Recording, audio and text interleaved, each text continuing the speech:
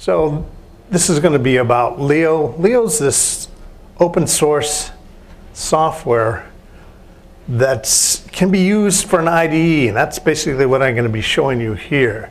What attracted me to it in the first place was, it's like, hey, you know, with this I could like program in the way they were trying to teach me to program in school. So it had some attraction there.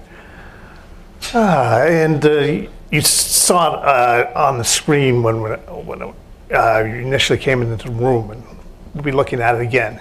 So I entitled it A Shift in the Paradigm. So what am I talking about here?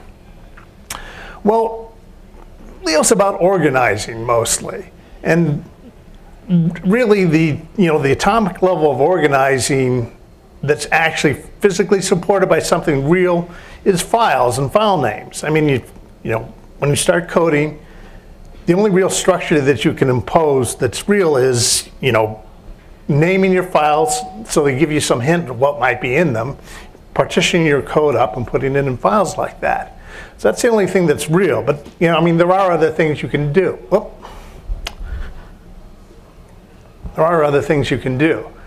Okay, so for organizing below the file level, you can put in section comments. Okay, in this section, I'm going to have initializing routines. In this section, I'm going to have whatever, like that.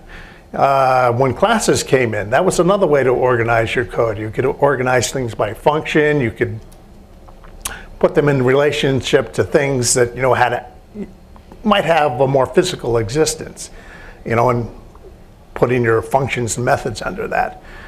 Then that's kind of textual division. And there's also like some organizing by using composite names and whatnot. So like I said, this new paradigm, it's going to be about organizing. So what Leo's going to provide is a new real division that exists below the level of file, something called nodes. And we'll get back to that in a moment. But first, let's look at some of the current tools. Okay, so you got to manage code. I mean, what tools do we have currently? I mean, we have code browsers.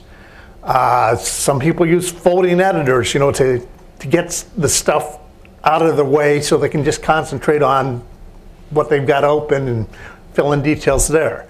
Most of these, the programmer itself has to use their own memory and whatnot to, navigate through here. It's got to have some idea of what names he's used so we can, regex search for them and just get to the right place. Another tool we've got are code calls and code completers. That's nice because, it's hard to remember how to type all these things. All right.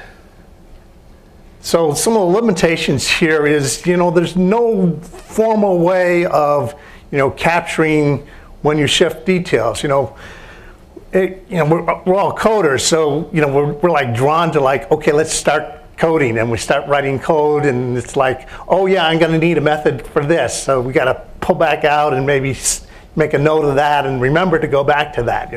Some people use to-do lists and things like that inside the code. Some editors have supports for do lists and whatnot. But that's all, handled by our heads mostly. And I mentioned just, section commenting.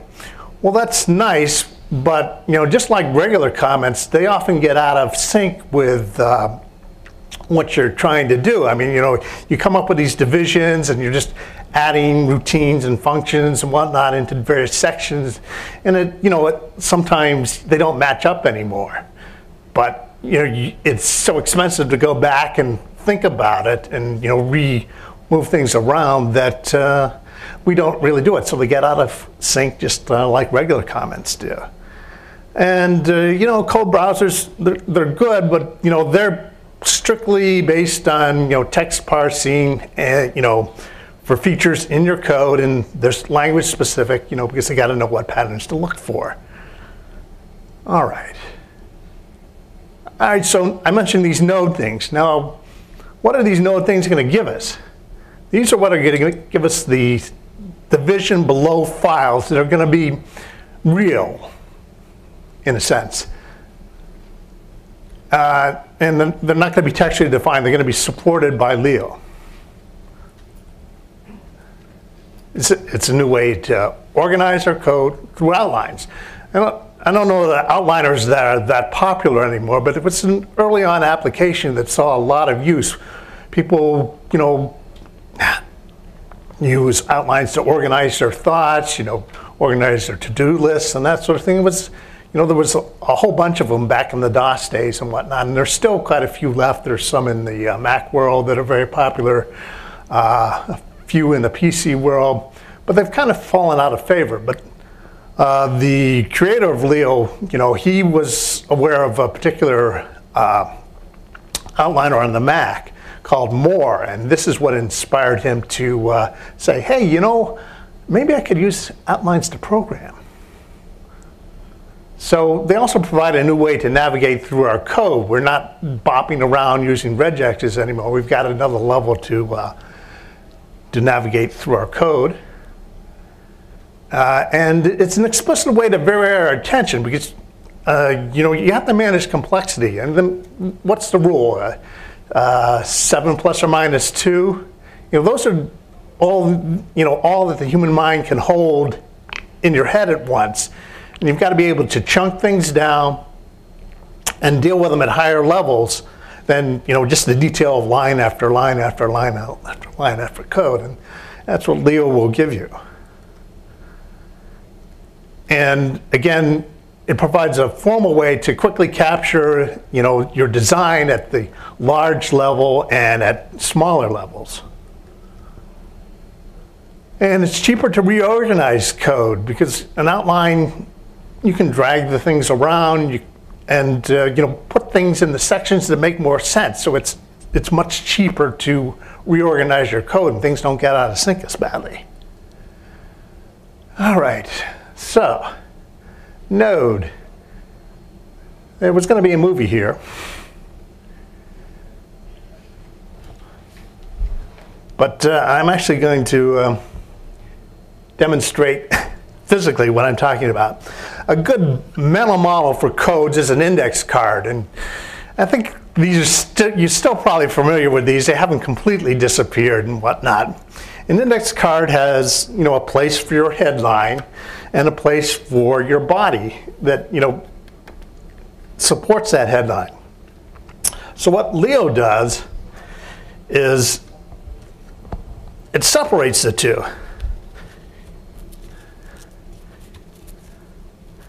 You take away the headline and you deal with that separately, and then you've got your body code.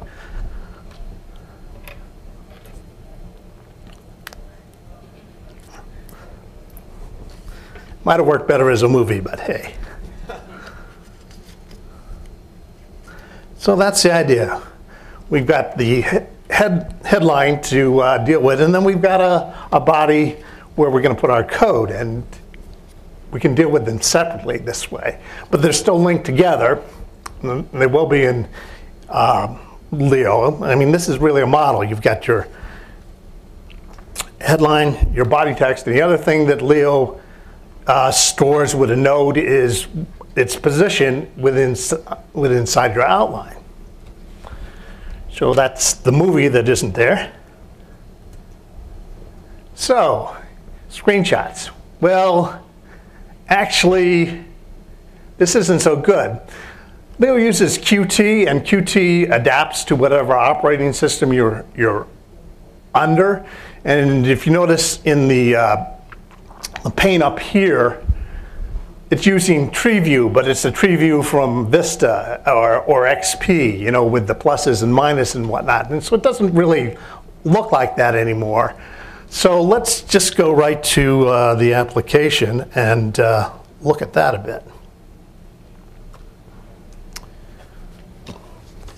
So here is an outline in Leo. It's got 3 panes, basically. Oh, 3 panes. This pane here is the outline pane. And you can see the headlines are in here. This is the body pane. And all that appears in here is the body text for the selected headline. So this will vary as we go through it. And then over here we have what's commonly referred to as a log pane. And here we just have text generating events that have happened in Leo. So the only thing that has happened here is it started up, and it reported on what's running under, and it read in the file that is going to hold this project. And we can think of this as a project file, with the .leo extension.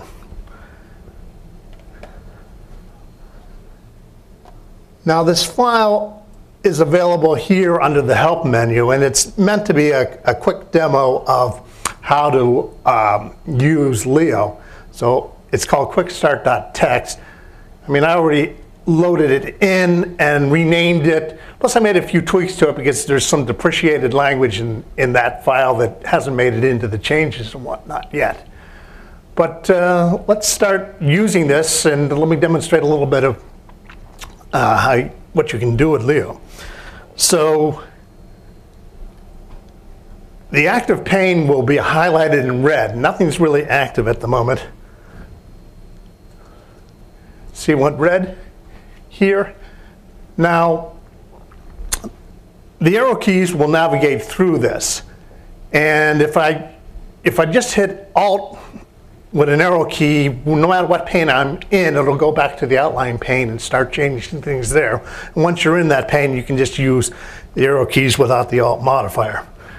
So, like it says, you can usually ignore that. It's just a little welcome. And notice how the body pane is changing as we go into here. Now I want to demonstrate, our job is to get programs, and to do that we're going to have to generate some files.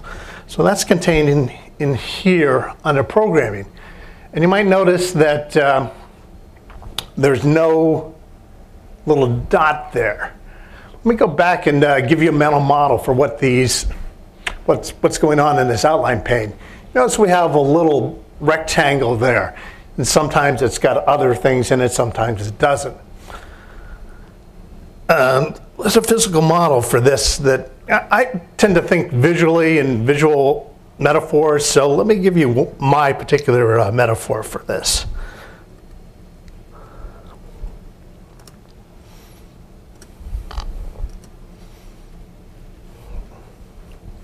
Okay, the metaphor for me for that rectangle is a table, a chair, maybe even a programmer, because one of the things you can do with Leo is you can assign different parts, map out what somebody's responsible for at a higher level and then let them go off and code it. So, it might not be you who's filling that chair to write code sometimes, it could be other people. But if it's you, it still makes sense because you're actually time multiplexing yourself and varying your attention. So sometimes, you're just looking at things at the higher level. Sometimes you're actually sitting down and programming. So a blank table, and then sometimes something's on it. Well, there's a square on that, and that represents the body text. And it's really only there when you've written something in the pane, and kind of like this. Until you've actually filled something in the body text, you don't have this square. Once you do, you get a black border that indicates that it's dirty. You've got unsaved changes. And once you save, you lose the black border and you're back to a table without the border. All right, so that's just my metaphor that I use. Let's go back to this. All right, so here we can see the rectangle. It has no square. That means the body text is empty. Let's open it up. Now if we just do, it's rather intuitive how you open these things up. We're used to tree browsers, so this will just open up with an arrow.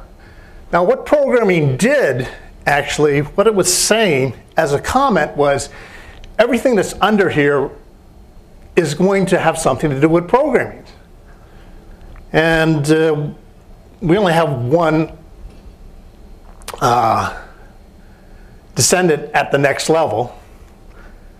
And what we're going to be talking about here are external files. That's what we want to create. You know, there might be C files, there might be Python files. This will also handle our RST files easily. In fact, it'll handle a lot of different languages. They just have to have the parser and a syntax colorer to be added, or if it's not already there, and then you can handle another language. So let's open up this. All right, so here we've got 4 different ways to create files. And the first 3 of these are going to write out a program. It's actually the same program. If I opened up each one of these nodes, you'd see the same thing underneath it. So I'm not going to go over the first 2 because they're actually both created by shadow nodes too. And so let me talk about them so you can get some feel for what goes on there. So let me open this. So now, this is our first directive. Now, directives are kind of inline instructions to Leo to do something. And there's, you know, some directives, you know, will only appear in headlines. Some will only appear in body text, and they'll do different things. This path directive is all it's saying is, okay, whatever file names get created underneath me, put them in, you know, the home directory. I mean, this is more Linux context, using the squiggle for that, but this will be the user's directory basically, and that's where the files will end up. So let me just open up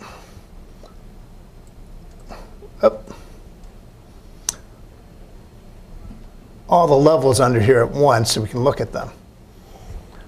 All right, so this is our program. The next command here is the one that's actually going to write out the files. But it's currently in a commented out form, the double @ in front, so it's not enforced yet. So when I open this file, it didn't do anything. If this had been removed, Leo would have gone ahead and done something. Let's go modify it. It's Control H to modify a headline. Let's go to the home on that line and delete that @ sign. All right. So now this line will be active. Now it will only execute when I do my next save. We'll see that in a moment. First, we got to go on. What's in the body text here? Well, the way Leo works is kind of like old mail merge documents and whatnot. We actually have a template that's going to put together the file that gets written out, but it's, instead of like going out to a database and doing first name, last name, like that, it's actually going to go into the sub outline or the sub tree of this. So all the code is included in here.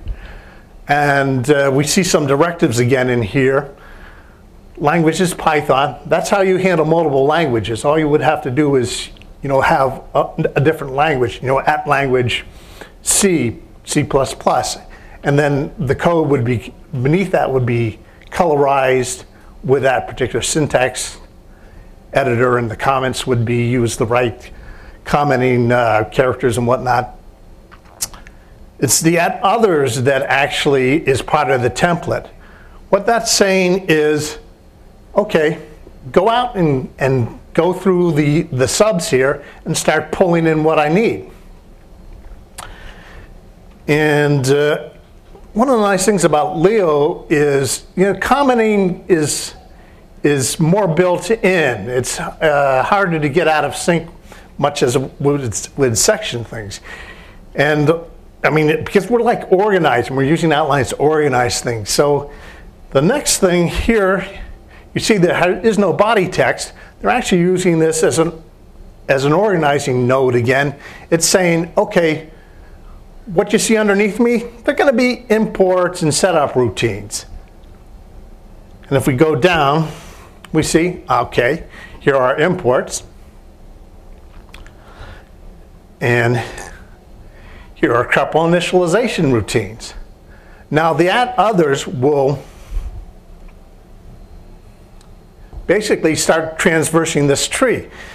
It'll go down here. See, there's nothing to pick up off of that card.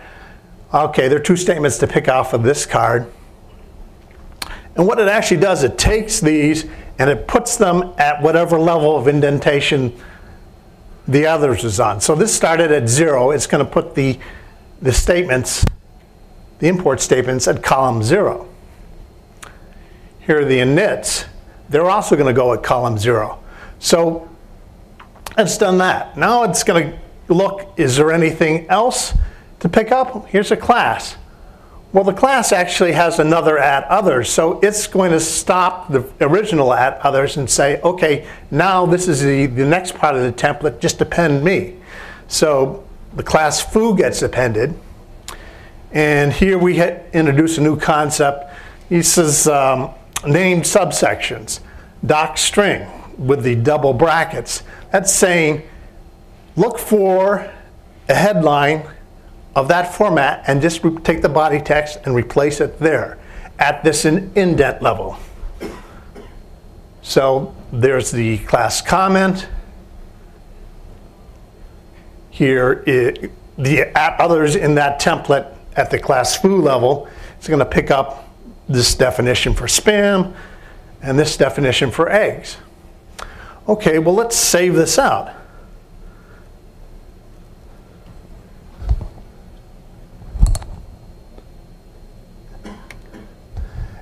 I only did that because I ran this previously. All right, so you see over here in the log pane, it actually, well, there weren't any changes. But if those files weren't already in those places, it would have written those files out there, and you would have seen saved, 3 saves, and like that. So this shadow node is actually saving 2 files. And let's take a look at those with a different editor. Oh. Okay, so here's what saving would write out. Here's our whole program. And I named it my program _ shadow.py just because we're using a shadow node. Like I said, the other nodes above it are the exact same program. So there that is. Let's go back and do a change.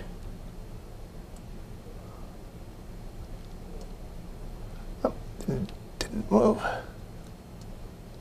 Okay, so I swapped spam and eggs to, it's now eggs and spam. Now if I do a save now, notice we've got the black border. It wrote both files this time. And if we go back to Vim and look at that, you'll see that it's noticed that this file has changed. And now, what's with the $ signs at the end of the line? Oh, sorry, that's Vim. It's just showing me the end of line character. Probably should have turned that off. But we now have. I think you need to reload it. It doesn't, does it? I think you swapped it twice. Yeah, I think so. Yeah, that's probably what happened. Try hitting F5. No, I'm probably, let me look. It is of what eggs and spam should have. Yeah. I think you wanted spam before eggs. Well, that's, well, hold on. Let's look again and see what it actually says. We've got spam and eggs in the code that was written. You wanted eggs and spam, so you need to refresh it. Well, let's see. It should have.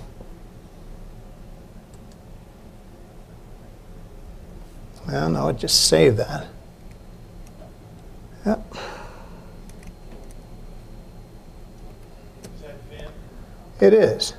Colon E, all that. Colon E what? Percent. Percent to Well, gold, that'll just reload it. gold bat?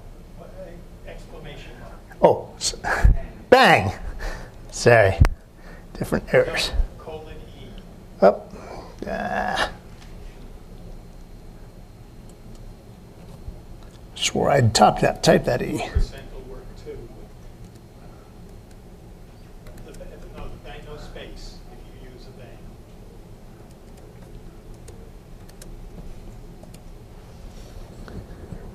All right, so excuse, I'm still learning Vim, but there we go. You've seen that we're able to just swap things around. So it's, like I said, it's good for reorganizing things. All right, so let's then talk about the downside and why we actually have this shadow node.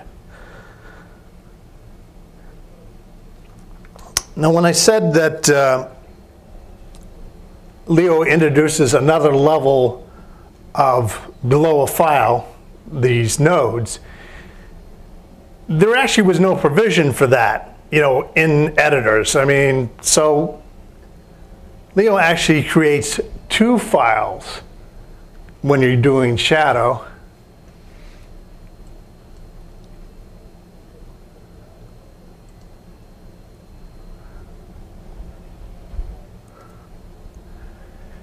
So to actually support these, we actually have sentinels in our code in a file that keeps track of this. So these are, like opening, closing tags in HTML. They're, they're not pretty to look at.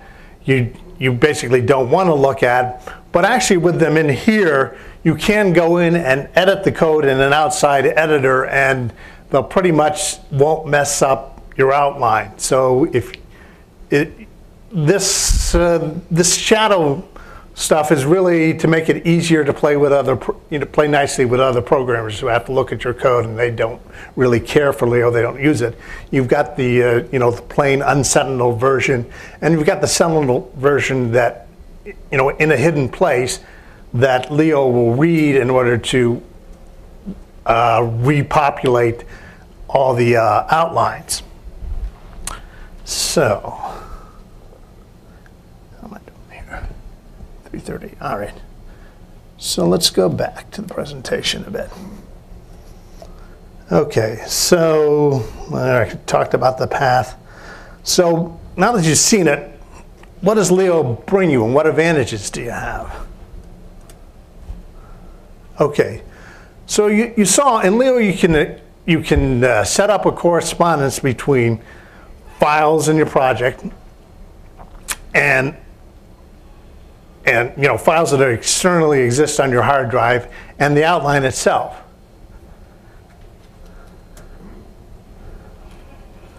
So you notice there that our code block, it looked like half a page. I could have rearranged things so you had more, but one of the things you want to do in code is you want to write smaller pieces and whatnot.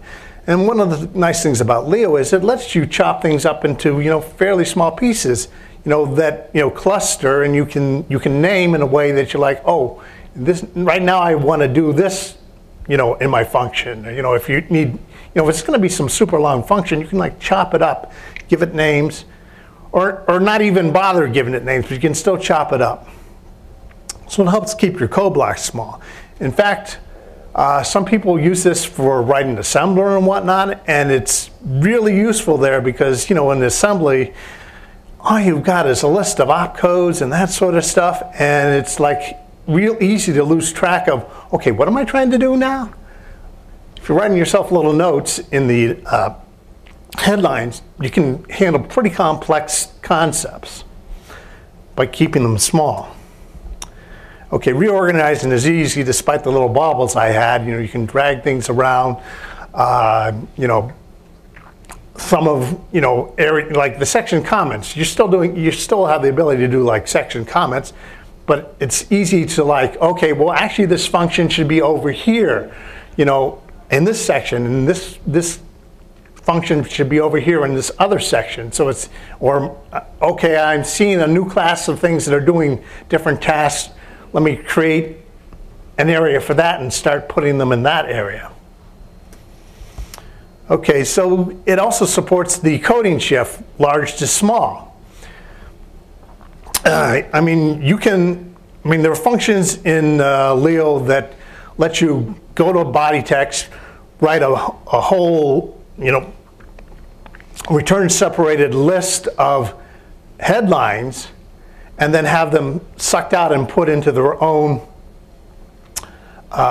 nodes, and then you can start filling in that. So you can quickly design a whole list of different functions, whole list of different methods quickly, and then fill them in later. It's like, okay, I'm going to need to do this, this, and this.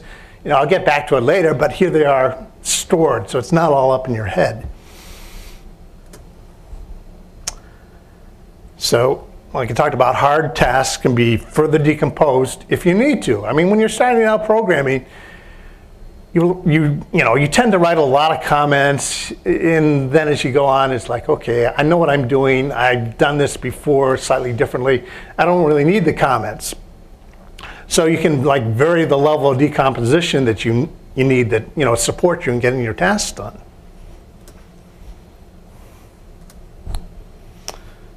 Okay, outline structure works as commenting. Let me show you a bit of that in Leo itself. Yep.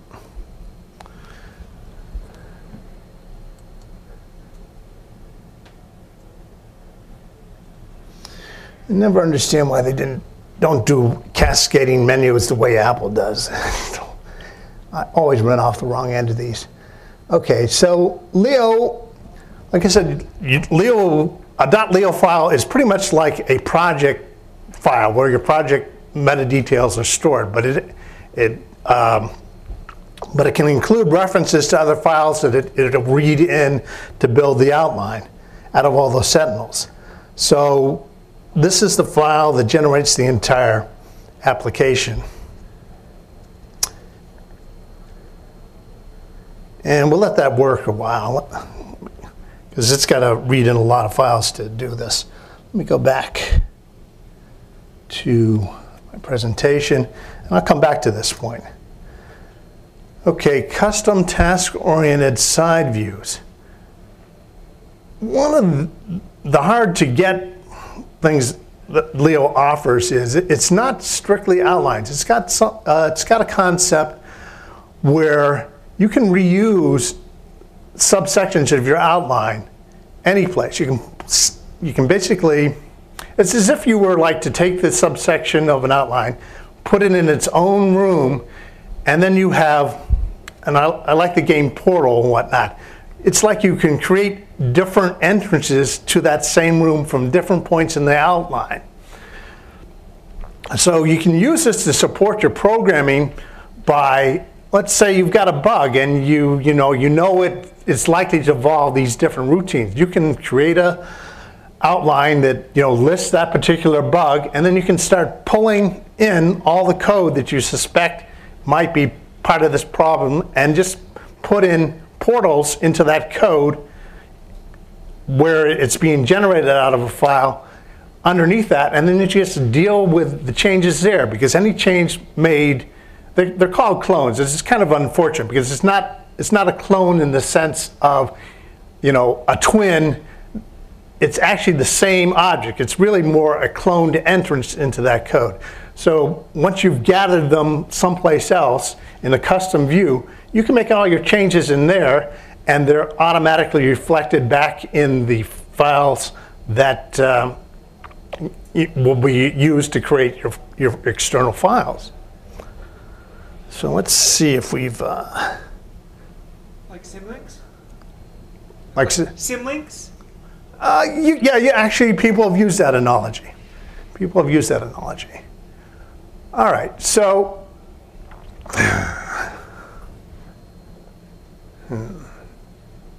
should have read it more. So here is the core classes in Leo. They're organized, as I was talking before.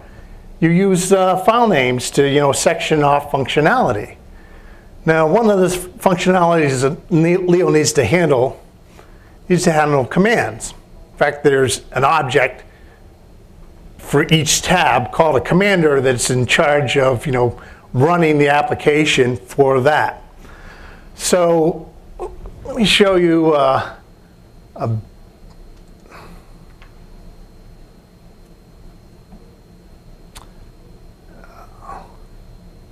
okay. So here's the template for files. It's going to do the imports. It's a named section, and there'll be under the import there. And then it's got just two classes. We'll look at commands. Now, there are a whole lot of commands under this. I mean, I've looked at I've always been interested in UML tools and that sort of thing. But when I applied it to this class, it was so long that it was, there's just so many methods under commands that it makes no sense. But Leo has the ability to group those. Here we got birth and death. So it's got a bunch of methods under there that are each defined in their own slight box, their own code blocks. And yet we were able to use Leo to organize all that. These are individual commands. These, any place where there's a wedge that reveals more, usually is defining multiple commands, and it's just grouping them by, common functionality. And this is serving as a cheap way to comment things, which, like I said, it's harder to get out of sync with. Okay. Now the other thing is, outline nodes become data. It's Python. And there are a lot of helper methods that are available to you that will go out and take this data in the nodes and process it any way you want. You can write your own little mini macros that are very powerful. A good analogy is it's kind of like a spreadsheet where instead of cells, you've actually got trees of data that you can iterate through and use to calculate results. And there's an example of that in the quick start. I don't know if I'll have time to get to it. So like I said, you can write your own macros and you can do very powerful things. Okay, the other thing is it's extendable beyond just text. People have used this to use restructured text and whatnot. It's really nice for that because you've got all this tools to rearrange and reorganize your notes and whatnot, and it's very powerful. Now you need to have a restructured text tool chain installed, and there's a plugin that you need. Well, actually, it's activated automatically. It's one of the standard plugins. But then you can deal with documentations and things. So, all right, let's see. I guess I didn't open that, did I? Great.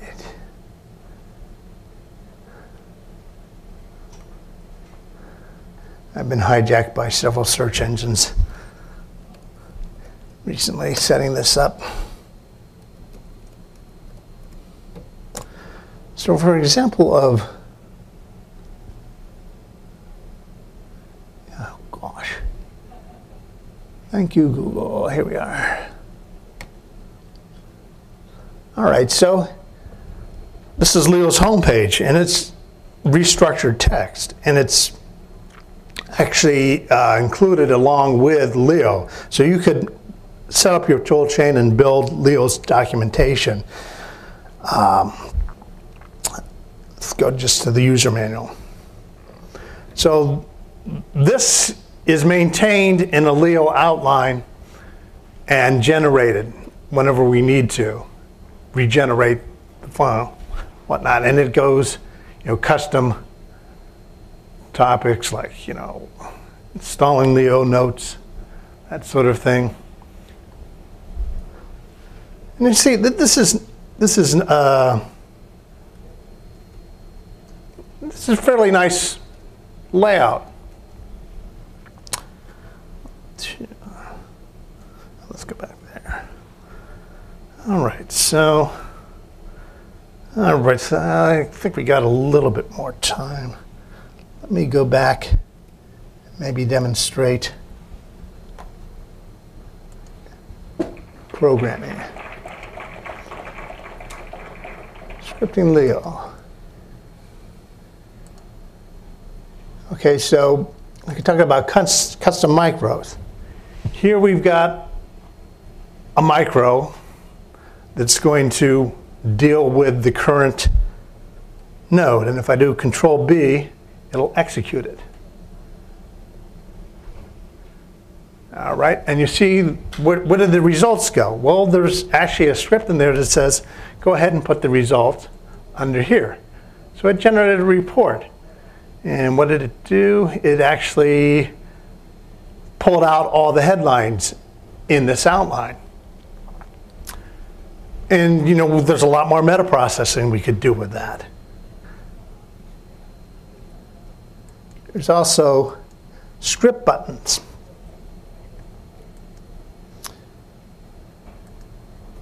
So up here, there's a button that says script button.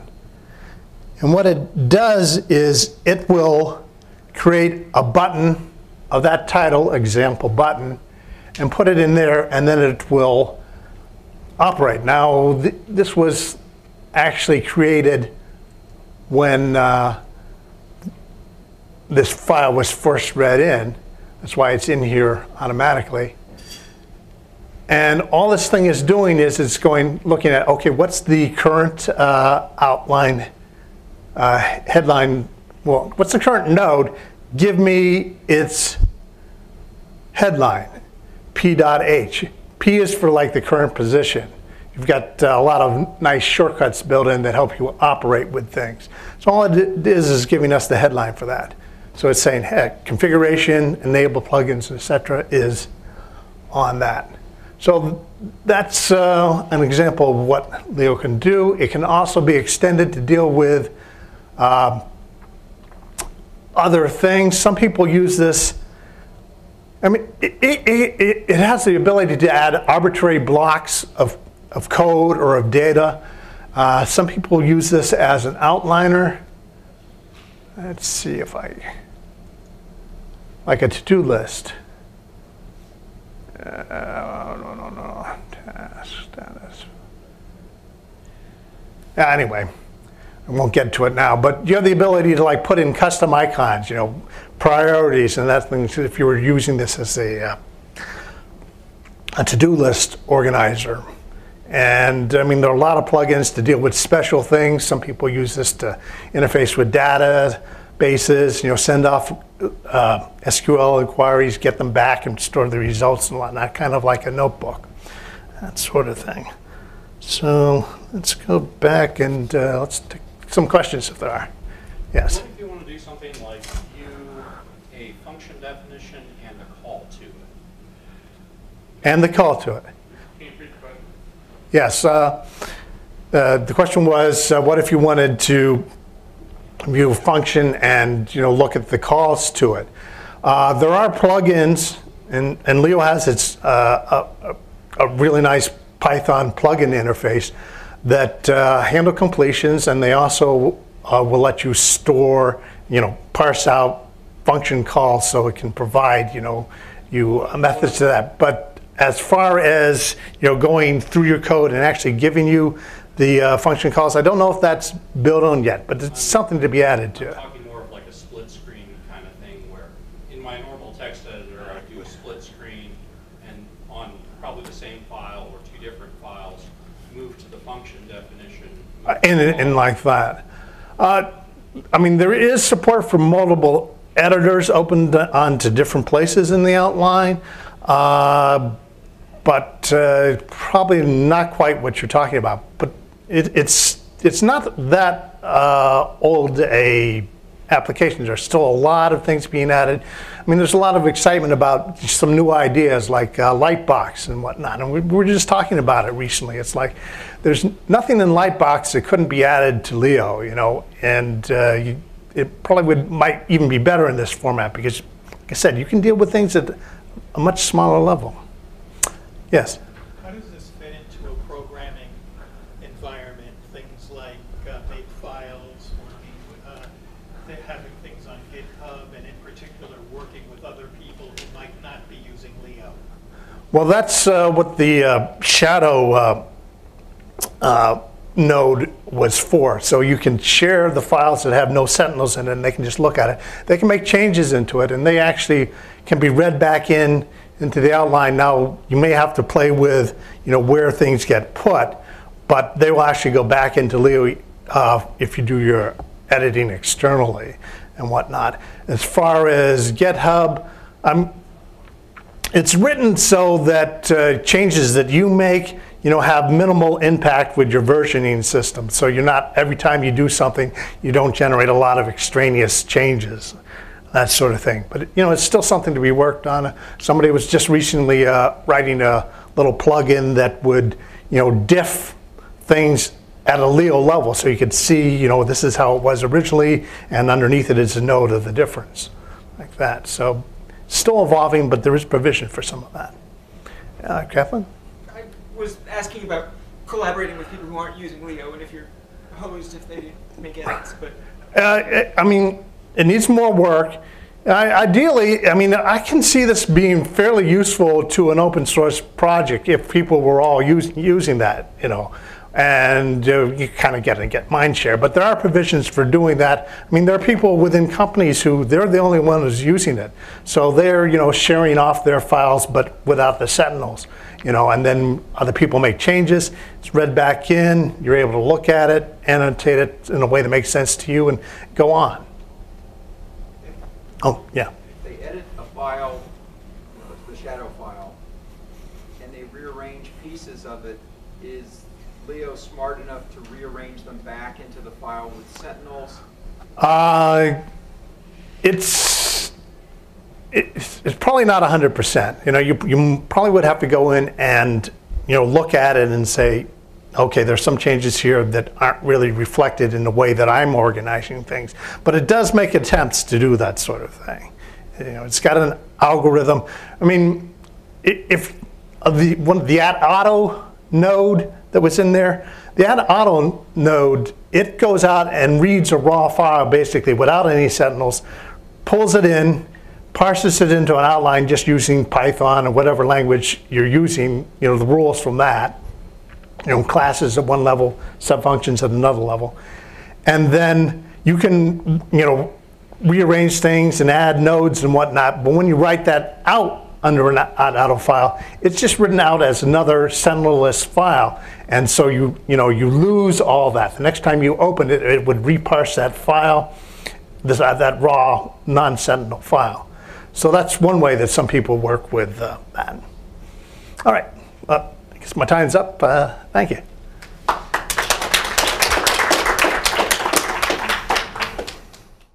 So this is going to be about Leo. Leo's this open source software that can be used for an IDE, and that's basically what I'm going to be showing you here. What attracted me to it in the first place was, it's like, hey, you know, with this I could like program in the way they were trying to teach me to program in school. So it had some attraction there. And you saw it on the screen when you initially came into the room, and we'll be looking at it again. So I entitled it A Shift in the Paradigm. So what am I talking about here? Well, Leo's about organizing mostly. And really the atomic level of organizing that's actually physically supported by something real is files and file names. I mean, you know, when you start coding, the only real structure that you can impose that's real is, you know, naming your files so they give you some hint of what might be in them, partitioning your code up and putting it in files like that. So, oh yeah, I'm going to need a method for this, so we got to pull back out and maybe make a note of that and remember to go back to that. Some people use to-do lists and things like that inside the code. Some editors have supports for do lists and whatnot. But that's all, handled by our heads mostly. And I mentioned just, section commenting. Well, that's nice, but just like regular comments, they often get out of sync with what you're trying to do. I mean, you come up with these divisions and you're just adding routines and functions and whatnot into various sections, and sometimes they don't match up anymore. But it's so expensive to go back and think about it and move things around that we don't really do it. So they get out of sync just like regular comments do. And code browsers, they're good, but they're strictly based on text parsing and for features in your code, and there's language specific, because they got to know what patterns to look for. All right, that's the only thing that's real, but there are other things you can do. Well, there are other things you can do. Okay, so for organizing below the file level, you can put in section comments. Okay, in this section, I'm going to have initializing routines. In this section, I'm going to have whatever, like that. When classes came in, that was another way to organize your code. You could organize things by function. You could put them in relationship to things that might have a more physical existence, and putting your functions and methods under that. Then that's kind of textual division. And there's also like some organizing by using composite names and whatnot. So like I said, this new paradigm, it's going to be about organizing. So what Leo's going to provide is a new real division that exists below the level of file, something called nodes. And we'll get back to that in a moment. But first, let's look at some of the current tools. Okay, so you got to manage code. What tools do we have currently? We have code browsers. Some people use folding editors, to get the stuff out of the way so they can just concentrate on what they've got open and fill in details there. Most of these, the programmer itself has to use their own memory and whatnot to, navigate through here. It's got to have some idea what names he's used so we can, regex search for them and just get to the right place. Another tool we've got are code calls and code completers. That's nice because it's hard to remember how to type all these things. All right. So some of the limitations here is there's no formal way of capturing when you shift details. We're all coders, so we're like drawn to like, okay, let's start coding, and we start writing code, and it's like, all right, so I mentioned these node things. Now, what are these node things going to give us? These are what are going to give us the division below files that are going to be real, in a sense. And they're not going to be textually defined. They're going to be supported by Leo. It's a new way to organize our code through outlines. I don't know that outliners that are that popular anymore, but it was an early on application that saw a lot of use. People,